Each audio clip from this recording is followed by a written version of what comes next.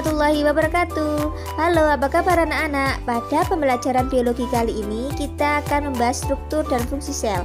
Namun kita hari ini akan membahas sitoplasma bersama Bu Kiki. Ayo kita simak video pembelajaran berikut ini.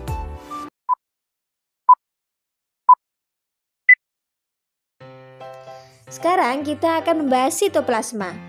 Sitoplasma merupakan salah satu komponen yang berada pada sel yang menyusun bagian tubuh setiap makhluk hidup. Tubuh kita tersusun dari banyak sel. Pada sel tersebut terdapat bagian sitoplasma atau sering disebut plasma sel yang meliputi isi pada sel kecuali bagian nukleus. Sitoplasma bersifat koloid kompleks, yaitu tidak padat dan tidak cair.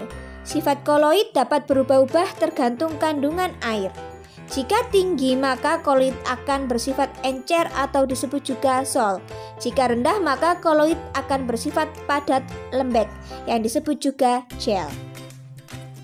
Adapun organel penyusun sitoplasma yaitu mitokondria, retikulum endoplasma atau RE, ribosom, badan Golgi, plastida, vakuola, dan lisosom. Nah, sekarang kita akan membahas mitokondria. Mitokondria merupakan organel penghasil energi dalam suatu sel. Mitokondria berbentuk bulat lonjong atau bercabang.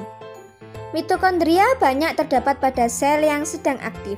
Struktur mitokondria dikelilingi dua lapisan membran, yaitu membran luar dan membran dalam.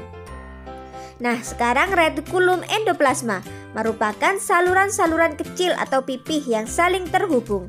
Fungsi retikulum endoplasma erat kaitannya dengan sistem transportasi pada bahan-bahan sel, sintesis protein dan sintesis lemak.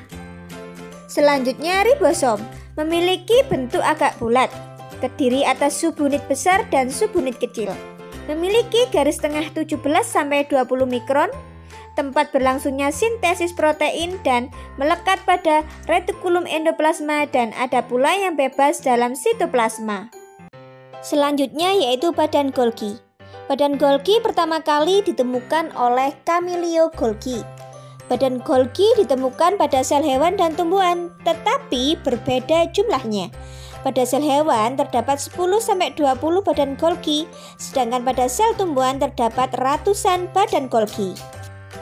Badan Golgi terdiri atas sekelompok kantong pipih yang dibatasi membran yang dinamakan sakula. Di dekat sakula terdapat vesikel sekretori yang berupa gelembung bulat. Badan Golgi pada tumbuhan disebut diktiosom.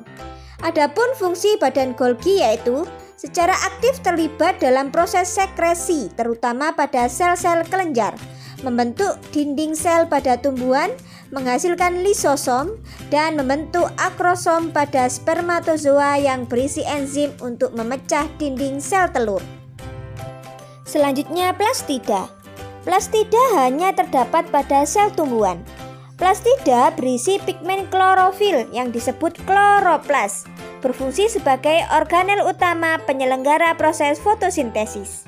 Plastida yang tidak berwarna disebut leukoplas, yang termodifikasi sedemikian rupa sehingga berisi bahan organik. Selanjutnya vakuola merupakan ruang dalam sel yang berisi cairan atau air dan berbagai zat yang terlarut di dalamnya.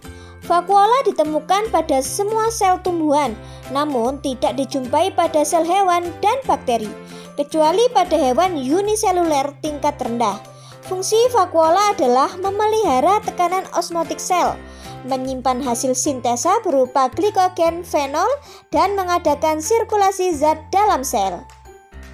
Selanjutnya lisosom, berbentuk kantong-kantong kecil dan umumnya berisi enzim yang berfungsi dalam peristiwa pencernaan intrasel. Adapun peran lisosom yaitu pencernaan intrasel, eksositosis, autofagi, dan autolisis. Nah, ini adalah gambaran dari organel penyusun sitoplasma. Nah, anak-anak paham ya apa yang sudah dijelaskan Bu Kiki barusan? Semoga ilmu yang kita dapatkan hari ini bermanfaat, dan untuk video selanjutnya akan dibahas pada pertemuan berikutnya. Terima kasih.